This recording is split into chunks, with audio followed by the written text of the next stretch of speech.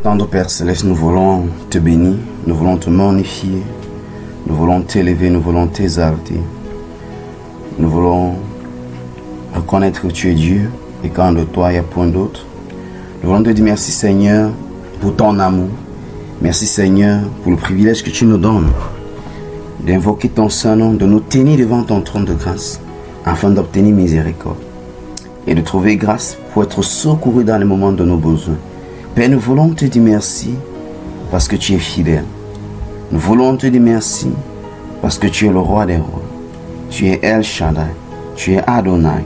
Nous disons qu'en dehors de toi, nous n'avons point d'autre. Disons que tu es digne d'être loué, tu es digne d'être élevé, tu es digne d'être célébré, tu es digne d'être magnifié. Seigneur, nous te prions, ô roi des rois, en ce jour encore, de nous faire grâce par ta miséricorde. Tu connais nos manquements, tu connais nos besoins. Tu connais nos défis, ô Adonai.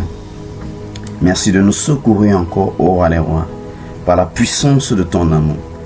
Merci d'étendre ta main sur nous, de nous toucher par ton toucher de guérison, par ton toucher de délivrance, par ton toucher de restauration, par ton toucher de paix, de stabilité, de bénédiction en abondance, pour la gloire de ton Saint-Nom, au nom puissant de Jésus-Christ. Alléluia, gloire à Jésus.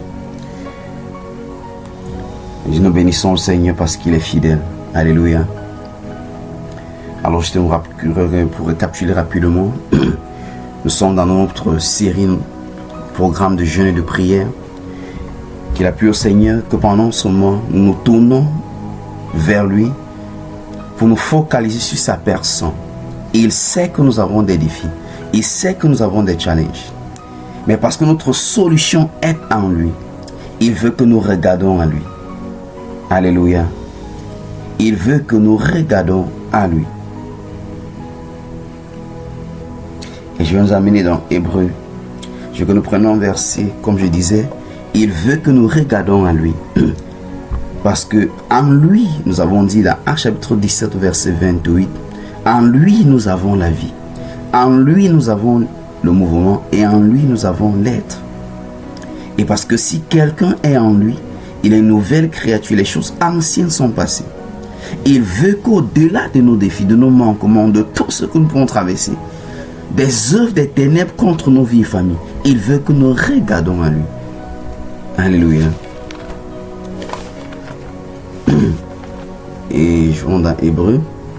Hébreu nous donne de voir cela plus clairement. Hébreu chapitre 12, au verset 2, dit « Ayant les regards sur Jésus, le chef et le consommateur de la foi, qui en vue de la joie qui lui a été réservée, a souffert la croix, méprisé l'ignominie et s'est assis à la droite du trône de Dieu. » Alléluia.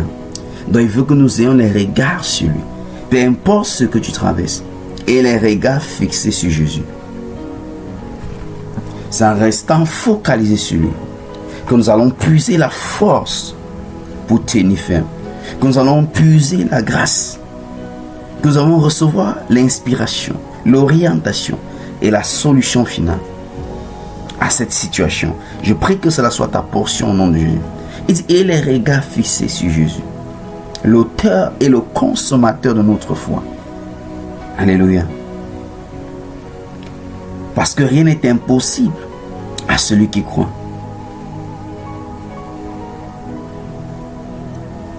Et parce que dans ce royaume, tout se produit ou tout résultat obtenu par la foi, c'est en ayant les regards fixés sur Jésus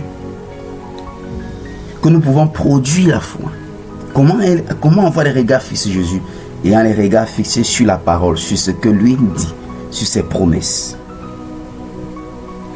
Nous avons vu ce que signifiait être en Christ. Nous avons vu la nécessité d'une rencontre avec Jésus. Alléluia. Afin de nous faire de nous-mêmes une idée personnelle de sa personne. Parce que chaque fois que tu entends parler de quelqu'un, tu peux être emporté par des belles paroles qui sont dites concernant la personne. Mais dès le moment où l'instant où tu rencontres cette personne, il y a quelque chose qui se passe. Toi-même, tu as une idée personnalisée de la personne. Toi-même, tu te fixes une idée de la personne. Tu vois ce qu'on ne t'avait pas dit. C'est d'où l'importance ou la nécessité de rencontrer Christ. Ne pas seulement avoir une relation avec lui, mais le rencontrer. Et nous avons dit que pour que cela soit possible, c'est soit le Seigneur dans sa souveraineté te rencontre, soit toi-même tu vas à sa recherche. Tu fais comme Habakkuk chapitre 2. Tu te tiens à ton poste. Et par la consécration, par la prière, le jeûne, orienté vers Seigneur, révèle-toi à moi. Nous avons vu dans Ésaïe qu'il est un Dieu qui se cache. Alléluia. Il est un Dieu qui se cache. Gloire à Jésus. Et lorsque tu le rencontres, c'est d'où la véritable vie de dépendance à lui commence. C'est pour ça que plusieurs, face à cette impression, vont lâcher les méthodes de Christ ou les voies de Christ ou ce que la parole de Christ recommande et vont embrasser les parts de méthodes. Vont embrasser toute solution qui les vient sur le chemin. C'est ça l'un des forts du fait de rencontrer le Seigneur. Tu deviens dépendant de lui. Nous sommes plus souvent bloqués, offusqués, nous expérimentons cette chose lente. C'est parce que nous ne savons pas que la relation que nous menons avec lui, c'est une relation spirituelle d'indépendance. Parce que la dépendance à Christ n'est pas facile, bien-aimé. Oui, ce n'est pas facile. Il faut qu'il t'accorde la grâce pendant que tu t'attends à lui. Ce n'est pas du tout facile. Pourquoi? Parce que nous avons tellement habitué à la chair de prendre les devants. Nous avons habitué à nos cinq sens de ne pas tarder, de ne pas traîner. La chose doit aller vite. La solution doit être instantanée, doit être maintenant. Mais lorsque tu choisis de dépendre du Seigneur, tu es en train de dire que Seigneur, si tu ne fais pas le pas, moi-même je ne le ferai pas. Je ne te donne pas un signe. Si tu ne m'orientes pas, si tu me guides pas, si toi-même tu ne m'amènes pas là-bas, je n'irai pas. La dépendance à Christ est très difficile. C'est pour cela que très peu d'enfants de Dieu opèrent dans cette dimension de dépendance. La majorité du temps, beaucoup d'enfants de Dieu entrent dans ce rêve lorsqu'ils sont dos au mur. Ça veut dire qu'il n'y a pas d'issue, il n'y a pas de moyen. Donc, ils ont essayé, comme on a l'habitude de dire, bête et oncle. Ils ont tout fait. Et n'ayant pas de solution. Et sachant que ici, à moins que Dieu ne fasse quelque chose, ils sont finis. C'est à ce moment qu'ils entrent dans le règne de l'abandon, de la dépendance à Christ. Et plus souvent, lorsqu'ils sont dans ce cadre ou dans cette atmosphère, dans cette condition, ils ne vont même pas produire la foi nécessaire. Parce que la seule chose qui leur reste, c'est les larmes pour pleurer. Alléluia. Mais le Seigneur nous donne l'opportunité maintenant de faire de la dépendance à lui un style de vie. Gloire à Jésus. Bien aimé, je reprends encore, la dépendance à Christ est difficile. Parce que ce n'est pas le modèle dans lequel nous avons grandi. Nous avons grandi dans un modèle où c'est nous-mêmes qui tenons les choses, qui avons le contrôle sur les choses. Mais lorsque tu choisis de dépendre, une dépendance à Christ, beaucoup de choses vont t'échapper. Même ce que tu appelles ta vie va t'échapper. Ce que tu appelles tes projets, tes ceci, elles vont t'échapper. Ce sont des vérités spirituelles qu'on ne nous a pas communiquées et qu'on ne nous dise pas jusqu'à aujourd'hui en tant qu'enfant de Dieu. On présente seulement la partie de l'iceberg. Oh, le Seigneur merveilleux. Oh, il a encore fait. Oh, j'ai crié à lui, il a encore fait telle chose. Mais la majorité de ces exaucements, ce n'est que parce que le Seigneur est un Dieu de compassion et de miséricorde. Ce n'est pas une validation que nous avons réussi de passer par le processus. Et c'est pour cela que nous avons très peu d'impact. Que les résultats sont les moindres.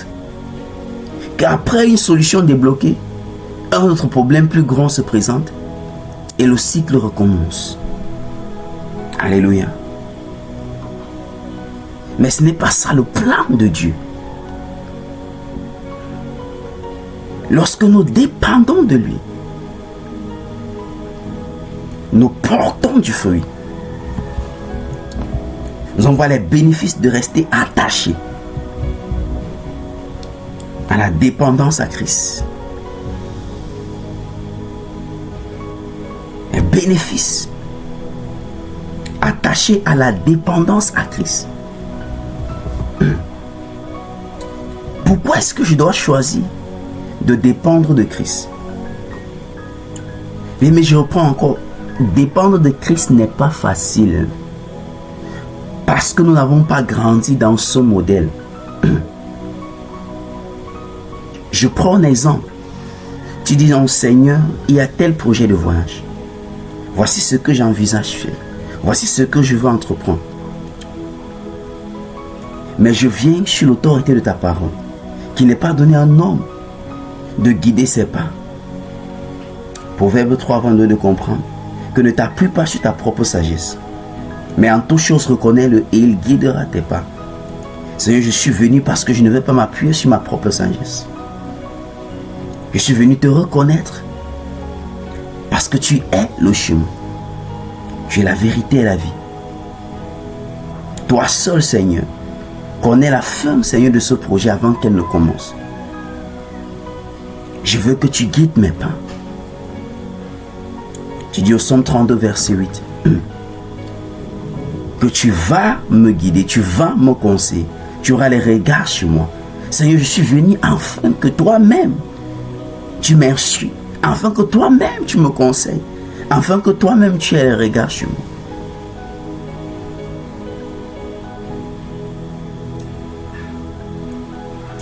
Et lorsque tu as levé une telle prière, tu dois rester dans la posture de l'attente de sa réponse. Une journée, deuxième jour, et c'est sans pression, toujours. Parce que l'erreur que plusieurs commettent, c'est qu'ils pensent que lorsqu'ils viennent au Seigneur, parce qu'ils ont prié, leur cas qui est urgent est automatiquement urgent devant Dieu. Non, bien aimé, ça ne marche pas comme ça. Alléluia. Nulle part dans les Écritures, tu vas voir que Christ, Dieu étant manifesté dans la chair, agissait dans l'urgence dans la vie des hommes. Non. Il agit dans le temps que lui-même il a fixé. Deuxième chose que tu dois savoir, parce qu'il est un roi. Et le roi ne te donne que l'accès lorsque lui décide. Alléluia. Il ne te donne rendez-vous que lorsque lui décide. Si on vient dans notre contexte africain, lorsque tu vas dans les chaufferies, tu es là, tu attends. On t'accueille, tu entres dans la chefferie. Mais tu dois attendre. Parce que c'est lui qui va t'accorder l'audience. Il est temps que tu vois ta vie de prière, ta vie de communion avec le Seigneur, de cette manière. Je dis encore, il est temps que tu vois ta vie de communion avec le Seigneur de cette façon. Que lorsque tu élèves ta voix et que tu pries, l'accès t'a été donné.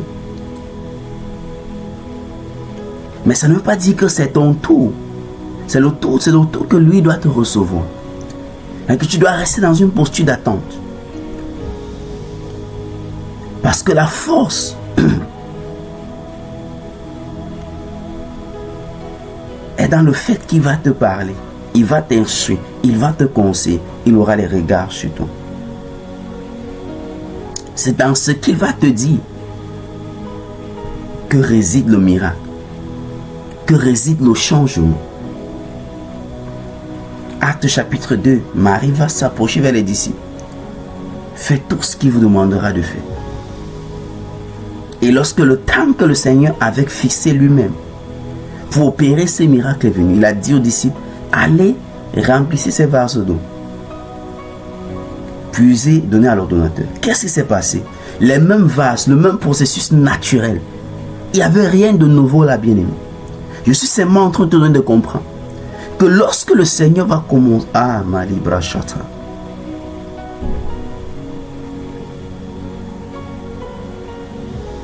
Lorsqu'il t'accordera, je suis seulement en train de dire que la percée, le miracle, le surnaturel, la délivrance, la guérison, la restauration, toutes ces choses ne se produiront pas parce que tu feras une chose nouvelle. Non. Mais c'est ça tout simplement parce que Dieu a parlé. Dieu t'aurait parlé. Dieu va te donner une instruction. Il va te donner une orientation. Il va te guider. Alléluia.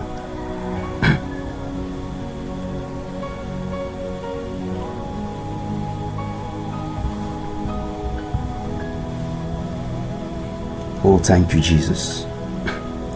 Donc, lorsque tu vas devant le Seigneur et que tu lui présentes un sujet ou un domaine, comprends que la patience doit être une vertu. Parce que là, tu choisis de dépendre. Nous dit que la prière, c'est quoi? C'est inviter Dieu dans ce qu'on est en train d'entreprendre. Et lorsque tu invites quelqu'un, tu lui cèdes ton espace. Tu l'accueilles. Tu acceptes le changement. Est-ce que ça passe? Dans la puissance de la prière, ce n'est pas que tu as prié, mais c'est la réponse que Dieu te donne. C'est l'instruction que Dieu te communique. C'est l'orientation que Dieu te donne. Et que tu appliques en retour. Tel qu'il t'a demandé de faire. C'est là que tu auras le résultat.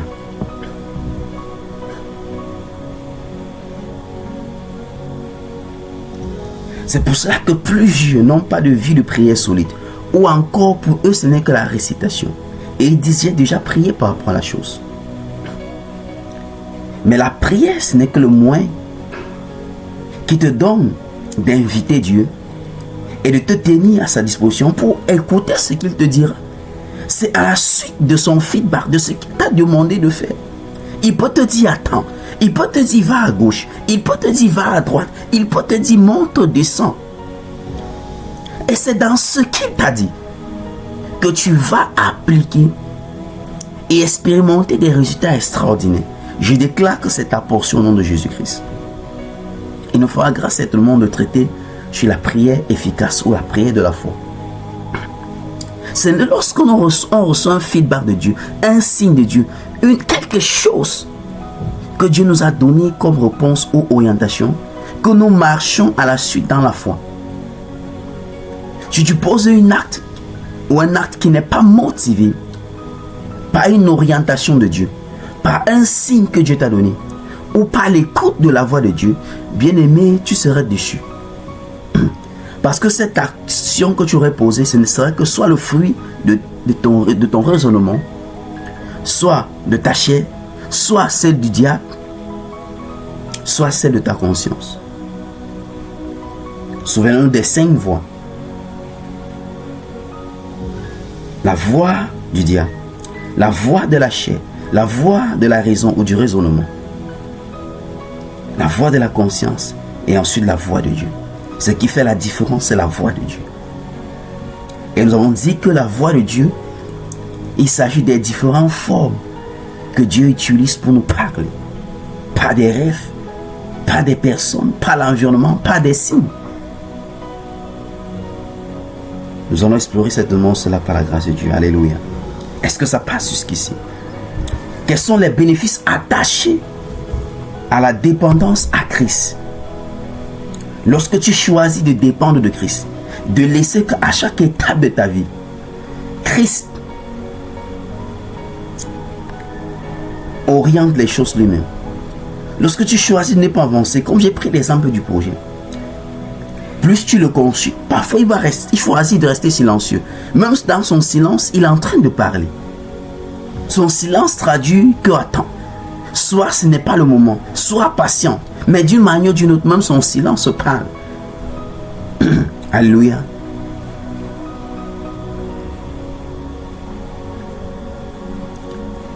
Et pendant que tu attends, humainement parlant, le temps pourrait être en train de passer.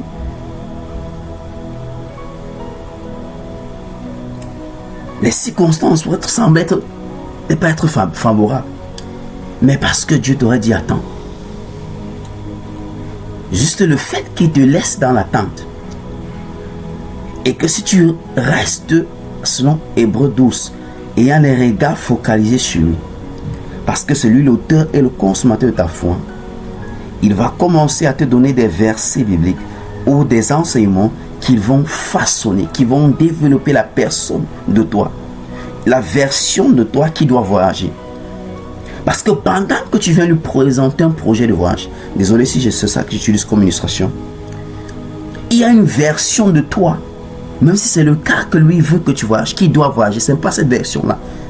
Cette version de toi qui vient avec le projet et qui doit voyager est différente. Alléluia. Si la version de toi qui vient présenter le projet voyage, validé par lui, ça veut dire que il sait que tu as la capacité, il sait que tu as déjà la capacité spirituelle d'arriver dans la ville où tu pars et de pouvoir renverser les hommes forts de ce territoire. Parce que chaque endroit que Dieu valide que tu ailles là-bas, soit pour résider, c'est parce qu'il sait que tu as déjà la capacité spirituelle de pouvoir contrôler ceux qui ont contrôlé les autres, dominer ce qui a dominé les autres. Je prends encore un deuxième exemple pour le mariage. Tu veux te marier, tu vas devant le Seigneur, mais ce que lui, il attend de toi, c'est que la version de toi qui veut te marier maintenant, si cette version-là entre au sein de cette famille, regardant les pratiques, les fondations, les choses négatives qui existent déjà, tu vas seulement faire l'ajout de ceux qui sont déjà victimes. Alors il veut une fille, il veut un homme ou une femme qui va entrer dans cette famille et affranchir les autres du recommencement dans le mariage, soit du fait des fruits des entrailles, soit de ceci ou de cela. Chaque famille a un modèle spirituel négatif. Et c'est soit tu fais partie de cette famille, utilisée par Dieu pour les renverser, soit Dieu te fait entrer au sein de cette famille et par le lien de l'alliance. Parce que le mariage est une alliance. Tu fais partie membre de cette famille ayant maintenant le droit légal de confronter cette force. Aïe, je prie que quelqu'un saisisse ce que je suis en train de dire. Alléluia.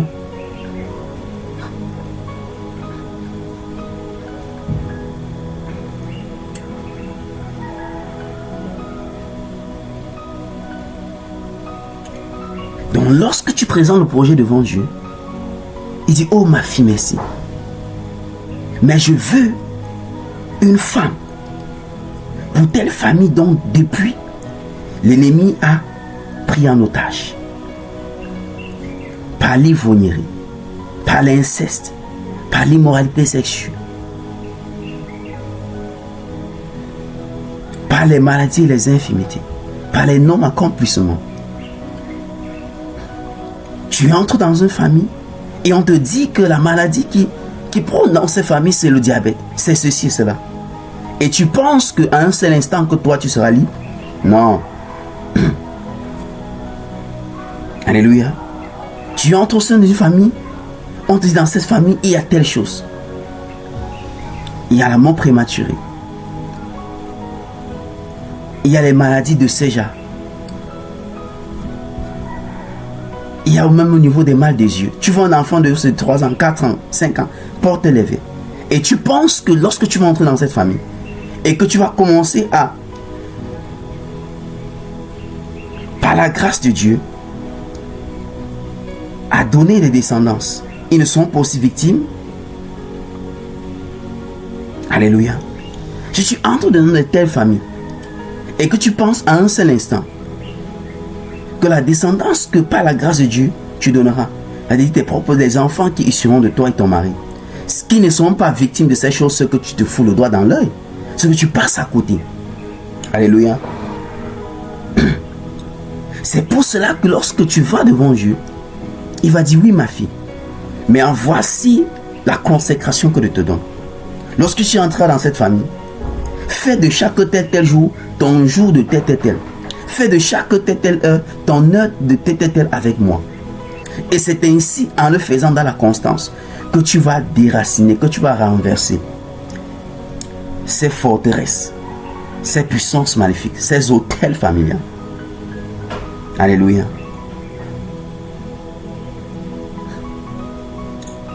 Vous pensez que qu'est-ce qui explique? Tu sais que dans ta famille, il n'y a pas de problème de fruits des entrailles. Mais depuis que tu es entré dans telle famille, les fruits des entrailles sont devenus un combat. Pourquoi?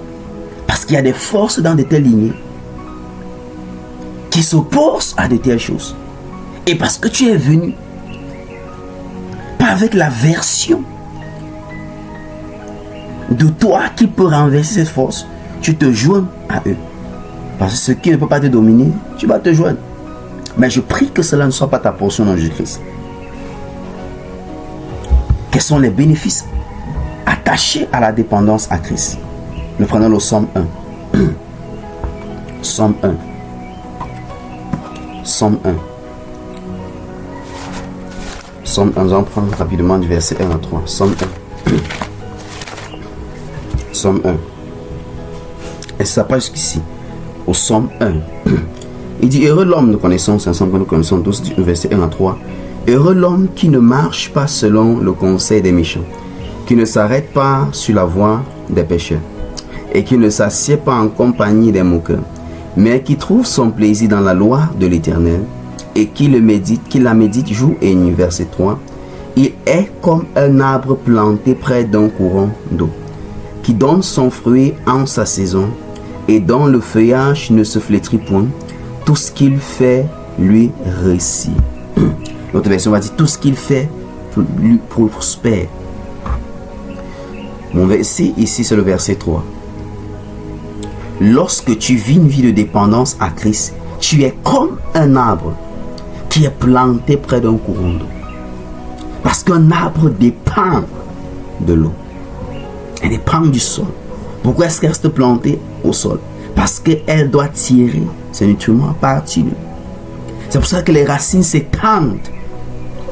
Parce que les racines cherchent l'eau.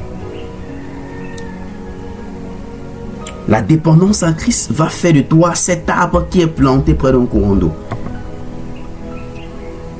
L'eau ici va symboliser le Dieu à qui tu es enraciné, à qui tu dépends. De la même manière que l'arbre dépend d'eau, ainsi tu dois dépendre de Christ. Les bénéfices de dépendre de Christ, les bénéfices attachés, connectés. Lorsqu'on dépend de Christ, elle est claire et nette dans ce verset 3. La première des choses, tu donnes ton fruit en ta saison. Et tu dois comprendre que chaque être humain a des saisons, fonctionne en saison. Alléluia. Nous avons des saisons. La saison du matin, la saison de l'après-midi, la saison du soir et la saison de la nuit. Nous avons des saisons. Lorsqu'on prend la saison du matin, on parle de 0 à 25 ans. Alléluia. Et là, il y a des choses, tu es permis C'est la farce de la croissance. C'est la farce d'être bâti, d'être équipé. Aïe, Holy Spirit.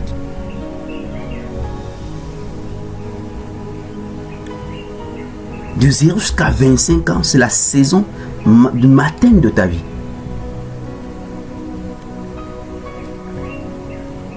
Où toutes les vertus sont encore là. Pour poursuivre la connaissance.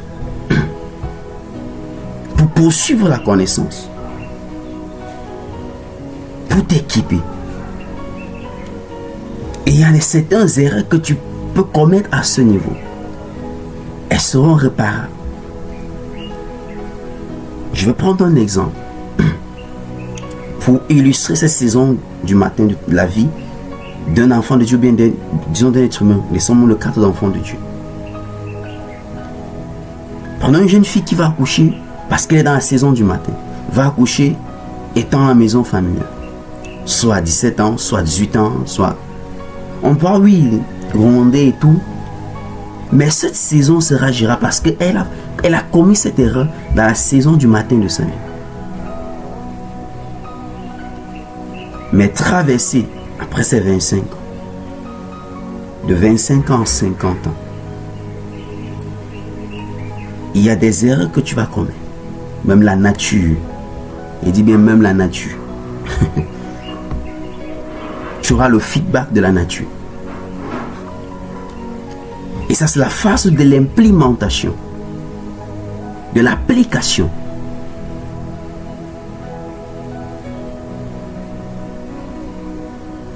Dans la saison du matin, la saison de l'après-midi. Et ce sont les saisons où nous sommes au sommet. La production est au maximum. Tu implémentes. Et il y a des erreurs à éviter. Parce que les conséquences seront énormes.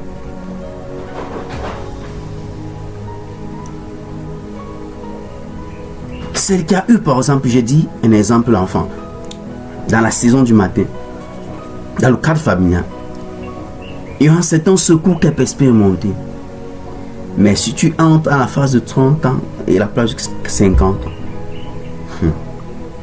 bien aimé, il y aura des réalités que tu vas vivre et tu vas comprendre que les saisons ne sont pas les mêmes.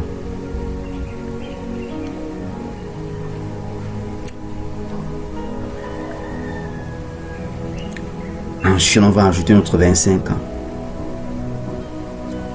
La saison là, tu n'es plus en train de vouloir implémenter machin, tu non. Là, tu es dans les 115 ans.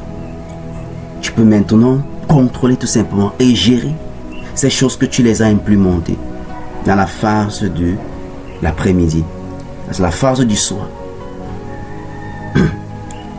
C'est les saisons, nous parlons des saisons. Illustrant avec le Psaume 1 au verset 3. Alléluia.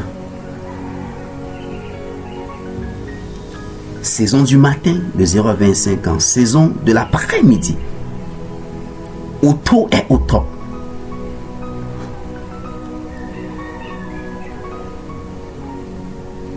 Les opportunités sont au top. La force, l'énergie, tout est au top.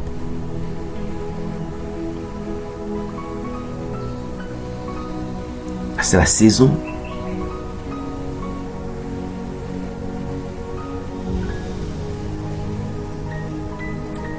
de entre 25 ans, 26 à 50. Où tu dois maximiser dans l'implémentation des connaissances. C'est pour ça que quand on est de 0 à 25 ans, c'est le temps où tu dois investir à bâtir ta relation avec Dieu. Investir dans les relations de destinée. Alléluia. De 26 à 50, l'implémentation de ces choses.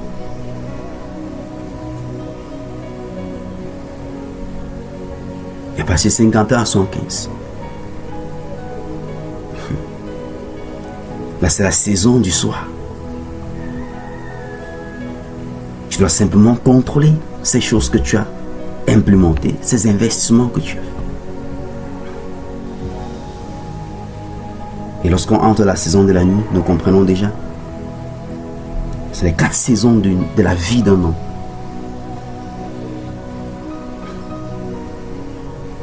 Alléluia.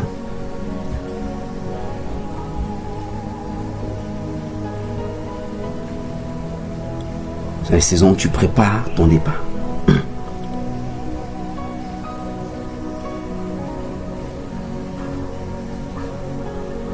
Tu accompagnes la génération. Alléluia. Merci, nous ne sommes pas là. Nous restons entrons dans le psaume 1, au verset 3. La dépendance, quels sont les bénéfices attachés à la dépendance à Christ? Premier bénéfice, et tu produis, verset 3.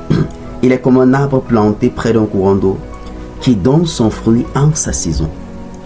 Lorsque tu vis de dépendance à Christ, tu donnes le fruit en ta saison. Tu portes de fruits. Est-ce que cela nous rappelle Jean chapitre 15? J'ai dit que l'arbre qui ne porte pas de fruits sans croire que les bras sera coupé.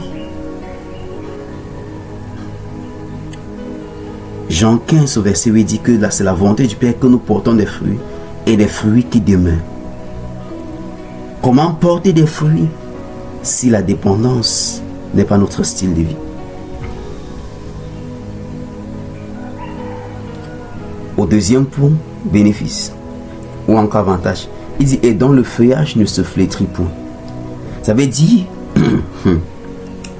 nous connaissons un peu comme à la saison sèche, les feuilles sèches et flétries, ou parfois certains arbres, lorsque le soleil est intense, on va voir que les renchements des feuilles. Mais le verset te dit et dont le feuillage ne se flétrit point. Pourquoi? Ta dépendance à Christ. Malgré le vent et les tempêtes, malgré tout ce qui va souffler, tu resteras enraciné. Tu porteras toujours du fruit. Dis Père, dans le nom de Jésus-Christ, pendant que je reste attaché à toi, pendant que je vis cette vie de dépendance à toi, donne-moi de produire du fruit en ma saison. Donne-moi d'être fécond. Donne-moi d'être fécond. Fécond dans tous les domaines de ma vie.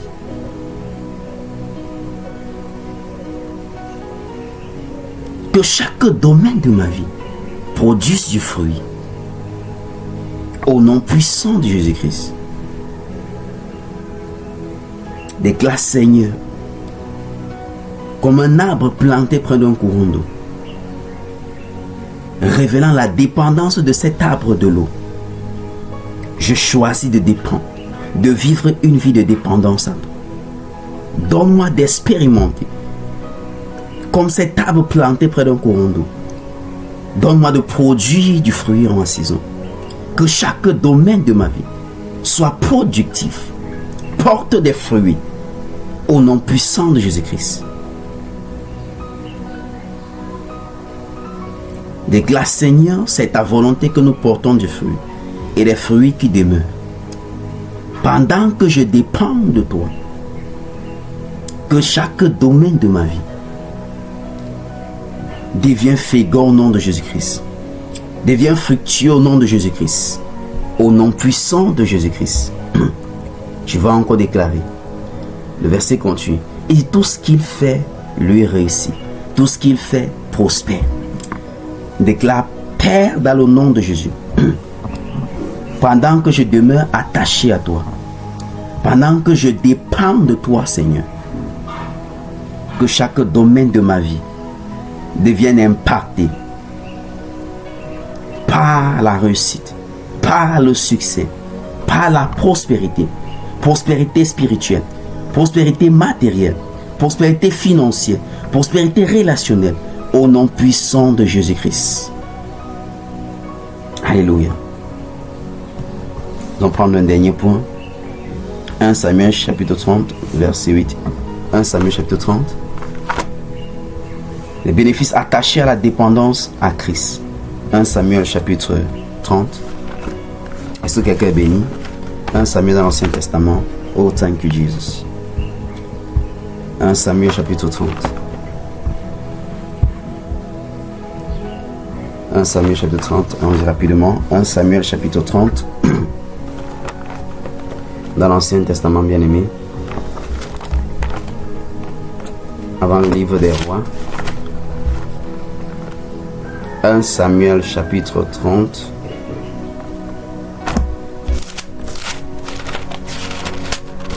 On voit ce que la dépendance de David vers le Seigneur a produit. 1 Samuel chapitre 30. 1 Samuel chapitre 30. Là, nous sommes dans l'Ancien Testament.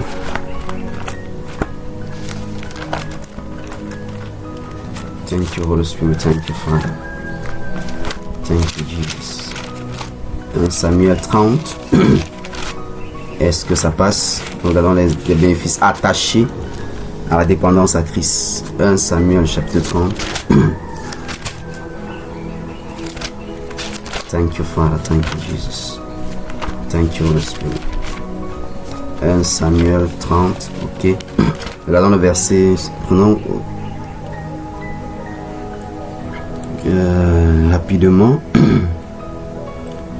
Alors, prenons rapidement le premier verset pour mieux comprendre. Alors, lorsque David arriva le troisième jour à Tikla avec ses gens, les Amalécites avaient fait une évasion dans le Midi et à Tikla, et il avait détruit et brûlé Tikla.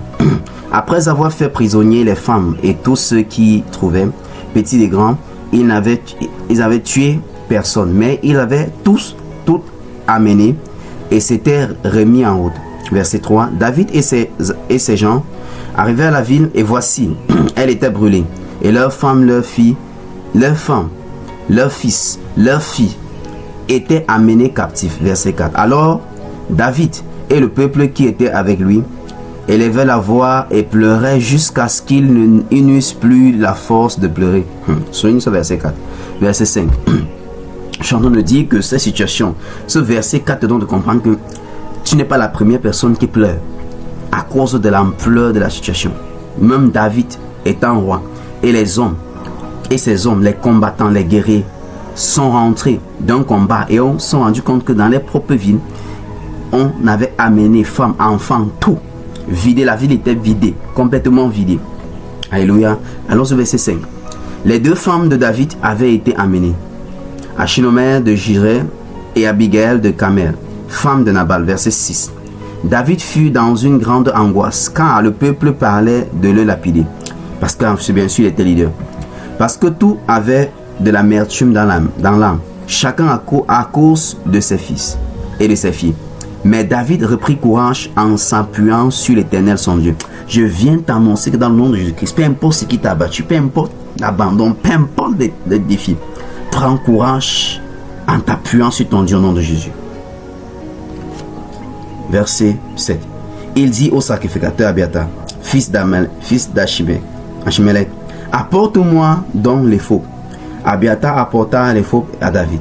Et David consulta l'Éternel en disant, poursuivrai-je cette troupe? L'atteindrai-je? L'Éternel lui répondit, poursuis car tu atteindras et tu délivreras. Alléluia. Voilà la réponse de David, du Seigneur envers David. Et si tu lis l'histoire, c'est ce qui s'est produit. Alléluia. David les a poursuivis, il les a atteints, il a recouvré tout. Pour résumer, ils sont allés au combat, ils sont allés à la bataille dans un autre pays. En leur retour, on avait invadé leur propre espace, dans la ville où habitaient leurs familles et tout. La ville était vidée. Il n'y avait pas du sang au sol, donc c'était une preuve qu'ils n'ont pas tué les gens, mais ils les ont emportés en captivité. Imagine les hommes de l'armée, ils rentrent, ils s'en rendent compte que la ville est balayée. La Bible dit que ces hommes ont pleuré pour il n'y a plus la force pour pleurer. Et ils se sont détournés contre David parce que David était le leader. Ils avaient de l'amertume envers David. Mais David, parce que c'était quelqu'un qui avait bâti sa relation avec Dieu, une dépendance à Dieu, il s'est tourné vers Dieu. Les faux ici est un peu comme symbole. Apporte-moi la parole de Dieu. Apporte-moi la Bible. Mais peu importe le défi, consulte la parole de Dieu. David, c'était le secret. Il a demandé au serviteur, il faut que nous consultons. La Bible dit qu'il a consulté l'Éternel. David a consulté l'Éternel. Lorsque la dépendance à Christ, quels sont les bénéfices attachés à la dépendance à Christ? Tu recouvres tout ce que tu as perdu.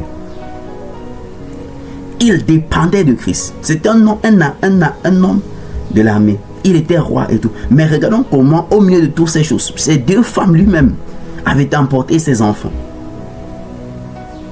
Mais David ne s'est pas hâté de courir après eux parce qu'il était quelqu'un qui maîtrisait le combat. Non. Il a consulté l'Éternel, symbole de la dépendance à Dieu, la dépendance à Christ. Le bénéfice, c'est que lorsque tu dépends de Christ, peu importe ce que tu as perdu, tu recouvres tout au nom de Jésus. Déclare, Père, dans le nom puissant de Jésus-Christ, comme David, je choisis qu'avant de poser les actes, poser mes actions, Seigneur, je te consulterai. Et c'est sur ton feedback, Seigneur, que j'agirai. Dans le nom puissant de Jésus-Christ. Déclare encore dans le nom de Jésus. Pendant que je me donne à cette vie de dépendance à Christ, tout ce que j'ai perdu est restauré maintenant. Les années perdues est restaurées. Les relations perdues restaurées. Toute chose perdue est restaurée maintenant dans Jésus-Christ.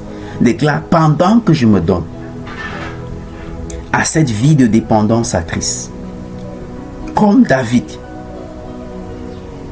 qui recouvrit tout ce qu'il avait perdu, je déclare la restauration est ma portion au nom de Jésus-Christ. Je déclare que pendant que je me donne à cette vie de dépendance à Christ, tout ce que j'ai perdu dans le passé, toute chose perdue dans ma vie, est restaurée maintenant au nom puissant de Jésus-Christ. Est restaurée maintenant au nom puissant de Jésus-Christ. Est restauré maintenant au nom puissant de Jésus-Christ. Est restauré maintenant au nom puissant de Jésus-Christ. Je déclare, je décrète dans le nom de Jésus. Comme tu acceptes cette vie de dépendance à Christ, je déclare que chaque domaine de ta vie devient fécond maintenant et porte les fruits en leur saison au nom de Jésus-Christ. Je déclare que pendant que les autres sont en train d'expérimenter toutes sortes de manques, l'abondance serait ta portion au nom de Jésus-Christ. Je déclare comme cet arbre planté près d'un courant d'eau, dont les feuilles ne flétrissent pas, tout domaine de ta vie qui a expérimenté quelque chose de semblable, comme flétri, dans le nom de Jésus-Christ. La restauration prend place. La restauration prend place spirituellement, matériellement, financièrement, dans les relations, dans le nom puissant de Jésus-Christ. Je déclare dans le nom de Jésus-Christ, comme David, qui récupérera tout ce qu'il avait perdu à cause de sa dépendance à Christ. Je déclare que pendant que tu acceptes de vivre cette vie de dépendance à Christ, toute chose perdue dans le passé est restaurée maintenant, spirituellement restaurée, physiquement restaurée, matériellement restaurée, financièrement restaurée. Les relations perdues de destinée sont restaurées au nom puissant de Jésus-Christ. La santé est restaurée au nom de Jésus-Christ. Cette promotion est restaurée au nom de Jésus-Christ. Cette élévation est restaurée au nom de Jésus-Christ. Ces opportunités sont restaurées au nom puissant de Jésus-Christ. Au nom puissant de Jésus-Christ. Amen. Je scelle cette déclaration et cette bénédiction dans le sang de Jésus-Christ. Je déclare que tu entres dans ta saison d'abondance, de moisson. Et par ta dépendance à Christ, toutes choses que tes mains toucheront expérimenteront la fécondité, la prospérité, la multiplication au nom puissant de Jésus-Christ. Demeure dans cette bénédiction pendant que tu vis une vie de dépendance à Christ au nom puissant de Jésus-Christ. Amen.